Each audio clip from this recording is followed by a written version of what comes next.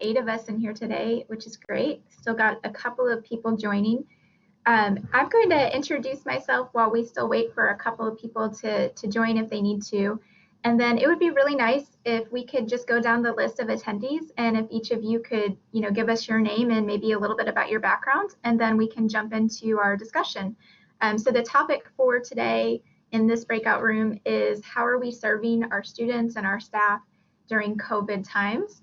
So I can't wait to hear your thoughts about that. My name is Candace. I'm the director of the Writing Center at Augusta University in Augusta, Georgia, so about 2 hours from Atlanta. I've been in that position for about 4 years, so I've been here for a while, but I'm originally from the Midwest, from St. Louis. So it's kind of been interesting seeing the differences between writing centers in the Midwest and then writing centers in the South. So I'm going to go down our attendee list, and like I said, if you would be okay introducing yourself, we'd love to hear from you. And if you'd rather not, just stay silent and we'll skip you, and you're also welcome to write something in the chat if you'd rather do it that way. But it looks like Alex, you're our first person. Do you want to introduce yourself? Yeah, can everyone hear me? Great, yeah, I've never used this platform, so hopefully this works. My name is Alex. I am an undergrad tutor. I'm a sophomore, and I go to Emory. Is there anything else that I should share? I'm mostly here just to listen. No, that's perfect. Let's see, Dwayne, you're in here too. Do you want to introduce yourself again? Sure, give me just a second. Okay, there's the video. My name is Dwayne Theobald. I'm the coordinator of the University Writing Center here at the University of West Georgia. I have been here in the center. I'm actually in my 10th year, and I'm really interested in this topic mostly because it's timely. As much as unfortunate as it is, it's timely. But yeah, it's really interesting kind of what we're seeing with students and our staffs right now, and kind of how to navigate the work that we do every day, every year, but in this particular environment. Great, thank you. Emma Catherine?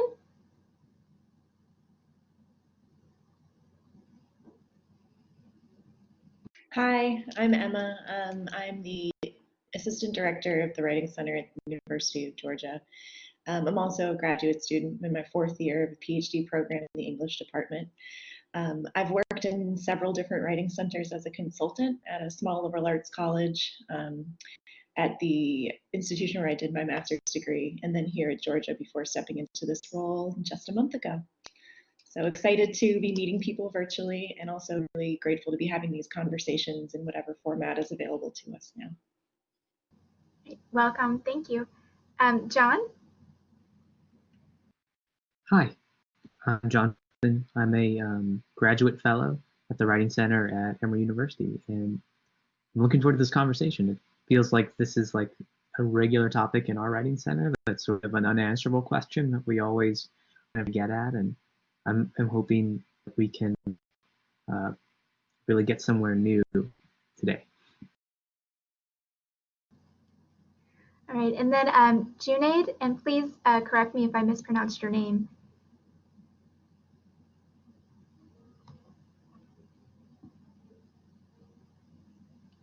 All right, we'll come back to you. Is Kamal here?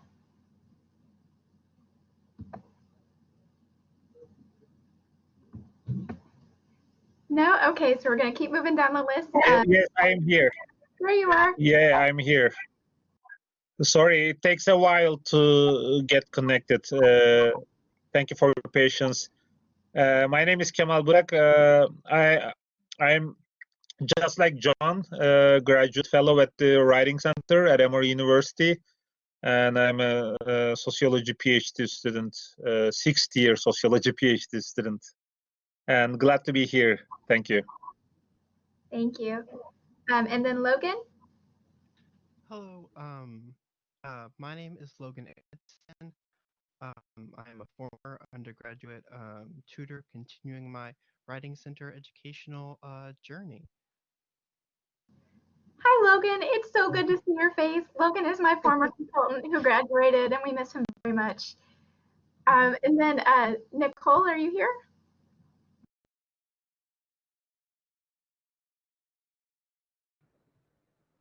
Can you guys hear me? Yeah, hi everyone. I'm Nicole, and like a lot of you guys, I'm also from Emory, so I'm a second year, and this is my first year as a writing center tutor, and I really look forward to hearing from all of you guys. Thanks, Nicole. And then our next person is Rukmini, and again, please correct me if I mispronounced your name. Yeah, hi. My name is Rukmini. I am also a writing center tutor at Emory.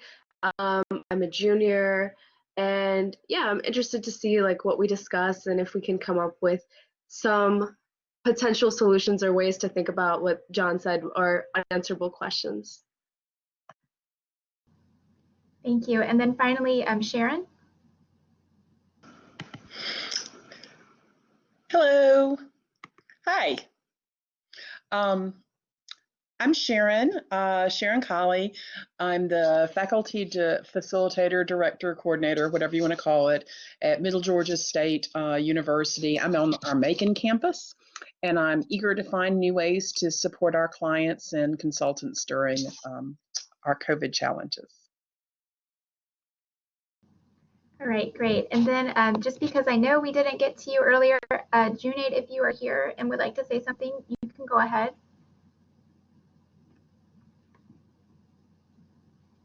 Nope. Okay. Well, if at any point you do join, just raise your hand and we'll let you introduce yourself.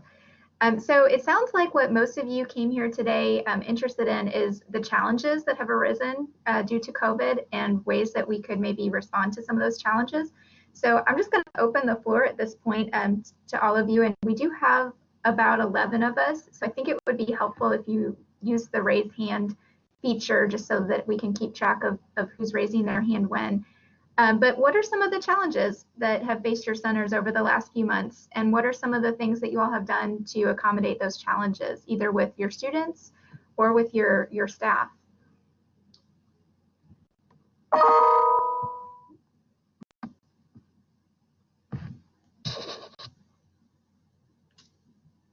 Would anyone like to start us off?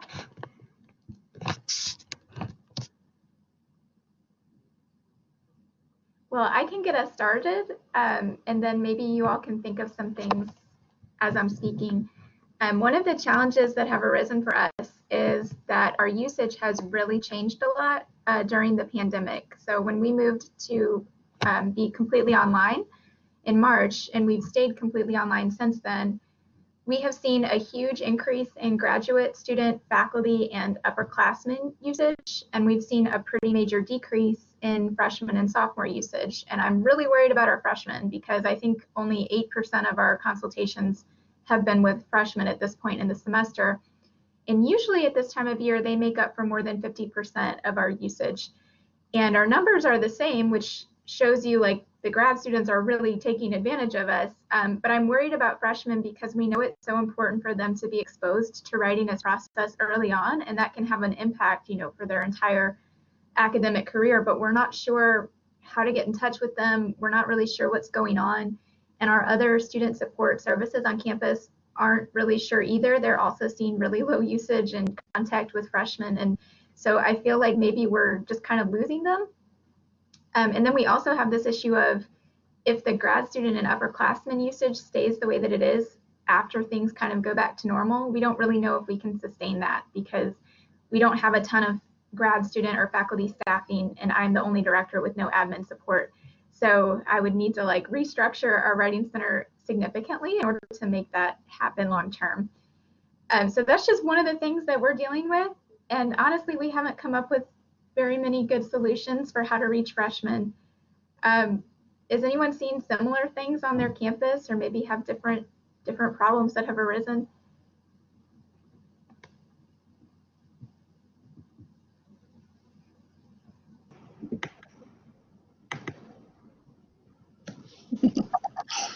Hey, I don't think our numbers have moved the same way yours have. We are still very dominantly freshmen.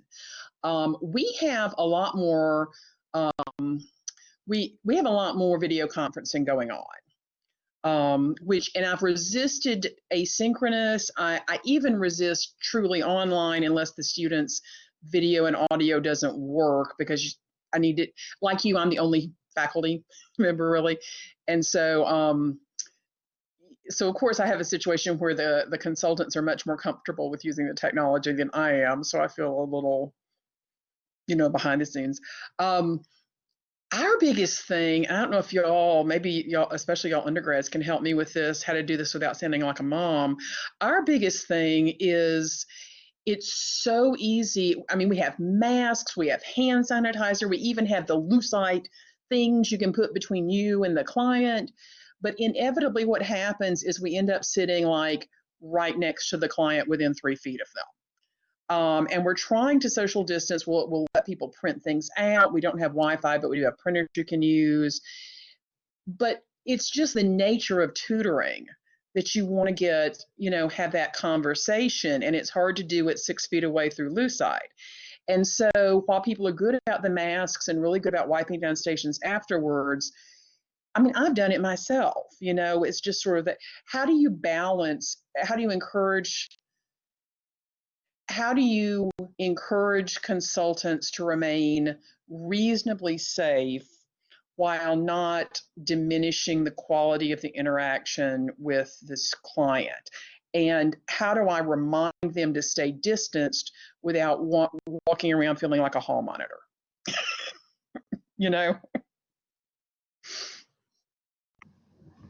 Does anyone here have any ideas for that? I know, Dwayne, you are doing some face-to-face in your center, so maybe you have some ideas, but anyone else want to chime in on how they're handling that?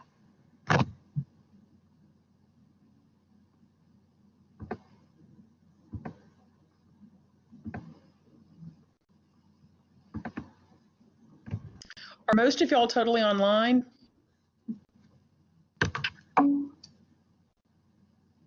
Wow. Yeah, at Emory we only do like online synchronous tutoring sessions. Okay. We've started doing more of that. We had an almost non-existent online presence that students have been. So now we're probably about 50-50, but we're on campus. And there's also an issue with our students. A lot of our students don't have adequate technology at home. So getting online help may not even be an option for a lot of them. And they're the very ones who need the extra support of the Writing Center. So we're trying to find a way to be safe, but also be supportive of our students that really need that, may not get a lot of encouragement at home and have very scatty reception at home. So they kind of need to be able to drop in when they're struggling. Yeah, I will say we're online too, but I actually did my first face-to-face session yesterday just for a student who really, really wanted it. And we have the dividers and everything and the tables that are 6 feet apart. And I will say, like, I thought it would be easy, but it was actually really hard. It was hard to hear them through the mask and through the plastic. And then I found that we kept passing the paper back and forth, even though we weren't supposed to be sharing the paper, because he couldn't find things I was talking about. So I think this is probably a pretty big challenge if centers are face-to-face right now. And maybe we're not willing to talk about it. I appreciate your honesty that maybe the rules are being broken. Do you all have like tape set up in your center? Like, Sharon, do you like tape it to where they can see where they're supposed to keep their chairs or anything like that? That might be a good idea. I mean, what we've done is, we have a varied center. What we've done is remove chairs so there are only so many. We have tables that are about 4 feet long, so they could be at either side of the table. We have small rooms, but the small rooms are now only one person can go in at a time, and they have to be vacant for 10 minutes before anyone else goes in. We're following all the guidelines that you can. The problem is the slide, right? Here's my good example. We have a dentist office count, like an office counter.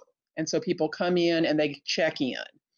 And so we have 1, 2, 3 different plexiglass things up. guess where everybody comes around to talk to the person, because they want, and they're not doing it on purpose to be ugly or anything. It's just our instinct. We want to connect socially with people. And so there's a lot of, and we do have spaces in front of the small room saying you can't go in. It might be, we could do that. I mean, I could use tape to make spaces on the floor and say your chair must stay here, right?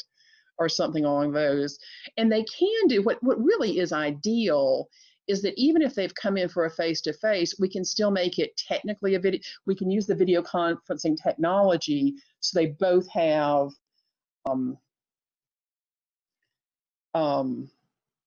the white screen with so they can be apart from each other and still have a conversation while they're each having their own copy of the paper, which is part of the challenge. So sounds like I'm the only one having this issue, so I'll be quiet, but I just thought I'd check. Thank you. That's a good idea about the tech. Yeah, it looks like Brittany actually had something to say about maybe some challenges with the online, since a lot of us are fully online. Brittany, and since you missed introductions, feel free to also introduce yourself. Hi, I'm Brittany. I'm one of the ADs, an associate director at Georgia State University. We are fully online right now. We have 41 tutors fully online, servicing our whole campus. I just have maybe an idea, but I think Google Docs, John has a better idea, using Google Docs and have each person having their own computer, maybe separate, could help with the conversation, or each person having their own copy of the paper would be the only idea that I could come up with. But yes, we use complete WC Online as a platform, and we also switch between that and Google Docs. So if we have an issue with WC Online, we just switch over to Google Docs, or we just more easily share via Google Docs specifically. So I see in the chat that there are some WC Online issues. So I'd be curious to hear, beyond just using things like Google Docs as an alternative, have people come up with good ways for handling, the WC Online issues? But it looks like we do email them. Yeah, email. I mean, we use Teams as a backup. Emma, did you have something you were going to say?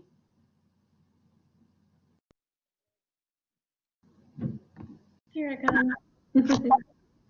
Go ahead. Yeah, I think that in our experience, we had very limited online appointment capacity before COVID hit, and then we transitioned to entirely online. Excuse me, back in March. In my experience, students have been remarkably understanding and flexible with the technology difficulties. I think not only are they experiencing this on the regular in all of their classes, but the fact that we are still committed to providing them with services and still adamantly present and supportive through, insofar as our online presence allows. Yeah, I'm not sure whether Sharon, your classes on your campus are all online as well, or are in person rather, but if they are dealing with these hybrid models, if they're dealing with a combination of person, face-to-face instruction and online instruction, the switch to online or the hybridization of your face-to-face appointments might actually be really intuitive for a lot of these students too. They're being asked to juggle a lot of different platforms right now, and so we do try to keep it as simple as possible just to prevent overloading them with just a glut of technology. However, this is the water they're swimming in right now. So I think for our center, we are our challenge is to continue to provide the sort of social emotional support that we're able to do in a face-to-face meeting through sort of just being a little bit more mindful of some of the ways that we're interacting with people through the mediation of a screen, whether that's asynchronous or synchronous. I'd be interested to hear not only people's technology solutions, because I think everyone's kind of running before the avalanche of the technological collapse, I feel, but also how you're trying to kind of infuse some of these remote appointments with some of the support that we're able to provide in that face-to-face interaction. Now that face-to-face interaction has been, compromised by some of these social distancing prerogative that you're describing, Sharon, or those of us who are completely online, how you're just trying to provide not only high quality writing support, but also high quality personal support as well.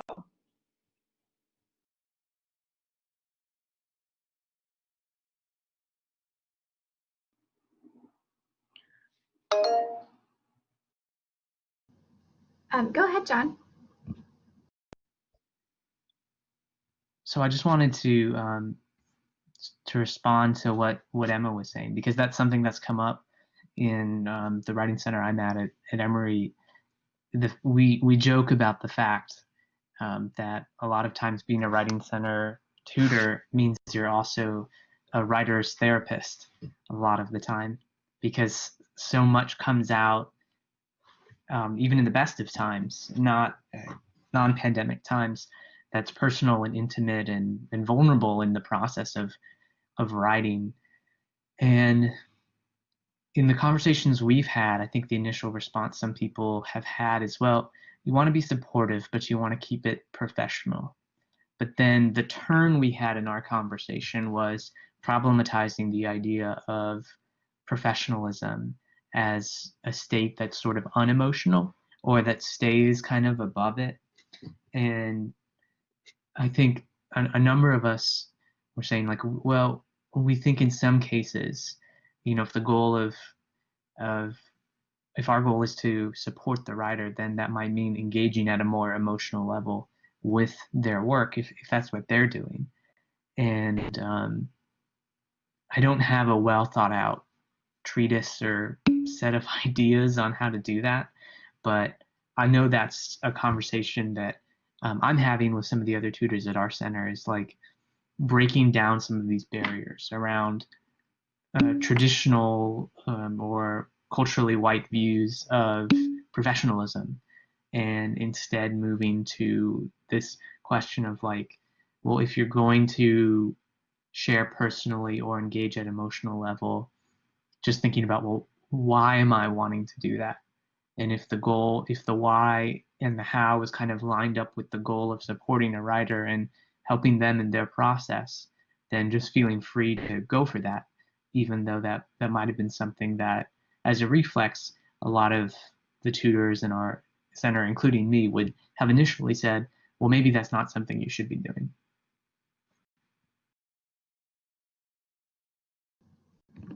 No, thanks for that. It looks like we have Alex maybe who wants to respond. Go ahead, Alex. Can everyone hear me? Great. Okay. Yeah, I think that's a really good point, John. Thanks for bringing that up. And I think that, I guess, based on just my limited experience as like a first year tutor, I've never had the opportunity to tutor in person, because this is my first time working as a tutor, and it's been completely online. And one of the things I've noticed is just the vulnerability of just being in your, mostly, I mean, most people are like in their houses, and like they're, a lot of people don't have a good place to work. I know I don't. I'm like in my kitchen all the time, and there's just like, like my cat will like walk across the screen, or like there'll be like random crashing noises and things like that. And I think that I will wake up, before my appointments, and like,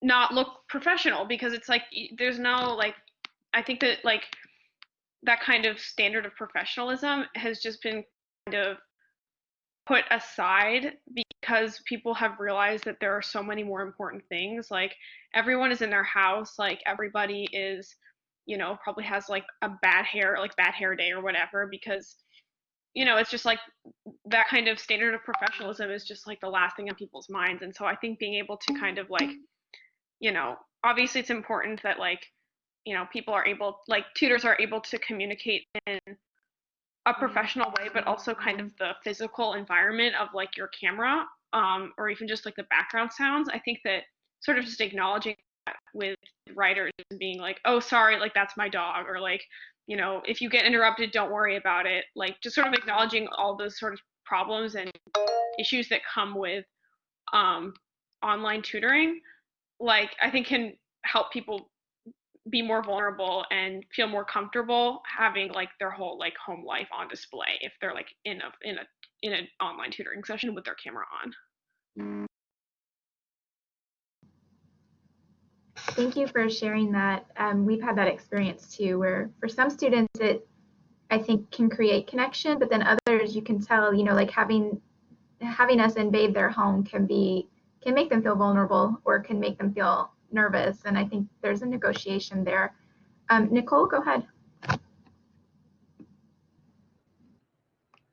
Yeah, so I just want to say I totally agree with Alex with um, like about how sometimes like by tutoring from home, it sort of affects like the efficiency and like professionality of the tutoring.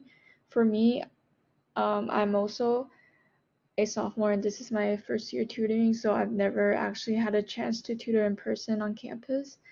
And because I'm an international student and I'm actually like at home in Asia right now, so I also have the time zone differences to consider, and it is usually not that of a problem for me because I try to not stay up past midnight, but I just thought sometimes it's like really interesting to see how like the people I'm tutoring are like I probably just woke up or something, and meanwhile I'm here at night. So like one thing that I always start with during my tutoring sessions is I would just say hi, how are you doing? And I would just ask them where they are right now.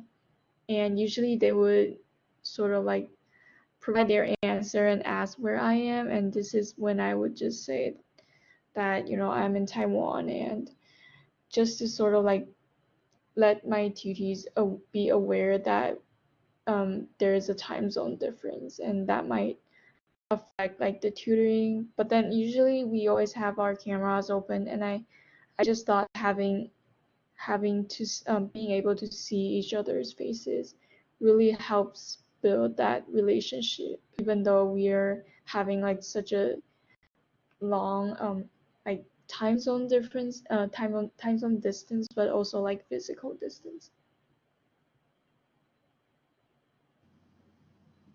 Yeah, thank you. That's really amazing that you're still able to do your consultations from Taiwan.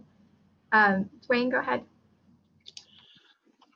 So one of the things that I just wanted to say is, talking about the nature of the work that we're doing and kind of where we're doing it, and one of the things that I've been doing on Fridays, because right now we're offering limited face-to-face, and then we're offering synchronous and asynchronous, and right now we have no Friday availability, mostly because I don't have enough people.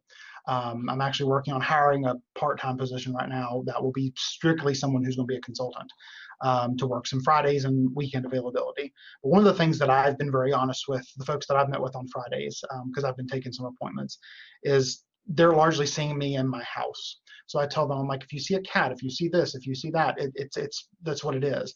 But also, I think connected to that, one of the things I've been telling my consultants throughout everything with COVID is nothing is going to be perfect. Nothing's ever perfect, but nothing's going to be perfect or ideal during all of this. The best that we can do at this point is serve the students and serve the writers that we're encountering in the very best way we can. One of the things I'm encountering on our campus is that students just want people to be there.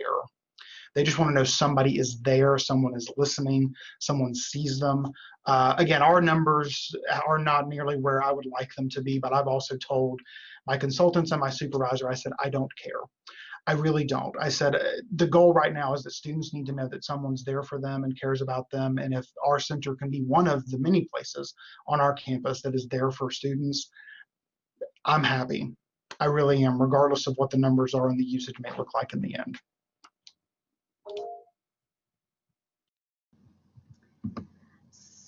Um, looks like we've got a couple of hands. Logan, go ahead.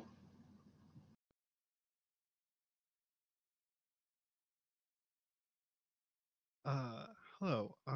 So I think that definitely, even sort of before pandemic, I would definitely have a lot of appointments or situations with a writer in terms of like, because I'm a creative writer myself, and I often help people in our writing center who also are in creative writing, and sometimes that involves being, like Dwayne said, just being there to listen to what they're talking about and going through and providing some level of validation. I think that in that respect, especially with this added element of vulnerability, um, when I would have students who seemed anxious, making myself vulnerable first, and a little bit maybe more vulnerable than usual. Um, I like if someone asked me how my day was, I would go down to like a very specific segment that was either annoying or something that I got past to sort of help mitigate that and show, hey, I'm here to, I'm going to talk about myself and be like, very open with you to try to mitigate the awkwardness of the situation. Um, and I think that those strategies that we have of praising and empathizing, um, I think come into play when we're talking or come maybe more um, in front on the forefront now that we're like all in each other's spaces and like in each other's little pods and areas. Thank you. And Alex, did you also want to add to that? Yeah, and what you said, Logan, just made me think about also kind of what John was saying earlier about being able to support students emotionally as well as like more formal academic support. I'm just thinking about in the context of Emory, the students that are on campus are almost exclusively freshmen. Well, I mean, there are upperclassmen that are on campus, but not really attending in-person classes. And I'm a sophomore myself, and I think about how important it is for incoming freshmen to have upperclassmen that they interact with on a daily basis as kind of academic support and also like social emotional support, and how freshmen that are on campus right now are certainly missing out on that. And so I think that there's definitely an opportunity for writing center tutors to help freshmen, especially with their academic writing, but also kind of validate like this is certainly not the first semester you would like hoped for, and like this, like I am a person that is also on this campus, or like that also goes to this school that like has been in your position, and like there are upperclassmen even if you don't see them on campus. And so I think there's definitely an opportunity for Writing Center, especially undergraduate tutors, to engage in that kind of emotional support in sessions with freshmen. Mm-hmm. That like definitely sort of speaks to a lot of like importance that kind of like that kind of interaction can have with people, because I mean, there are definitely times I've been on campus and someone has been like, oh yeah, they have this cool thing like on Thursdays. I'm like, oh, they have this cool thing on Thursdays. I'm new here. And so I think that just being there and offering that sort of situation of you know I'm here to help you with what you're struggling through, is definitely a good approach, is like very um helpful for that. So this actually came up in our last session for this topic, is how much students are using the Writing Center for this kind of social, emotional support, maybe even more so than for writing support.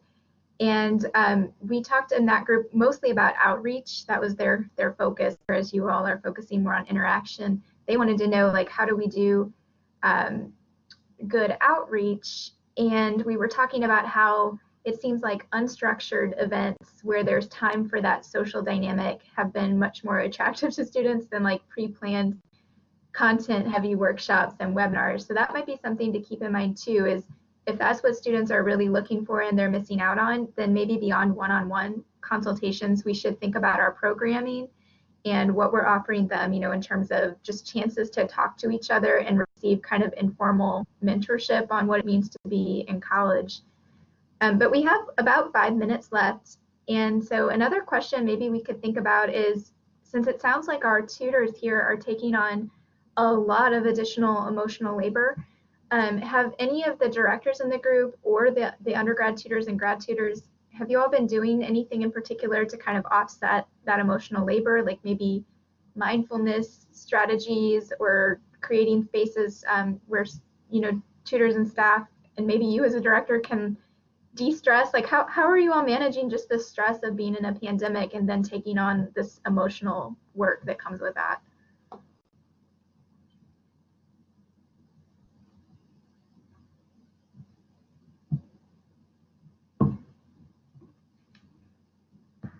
No ideas?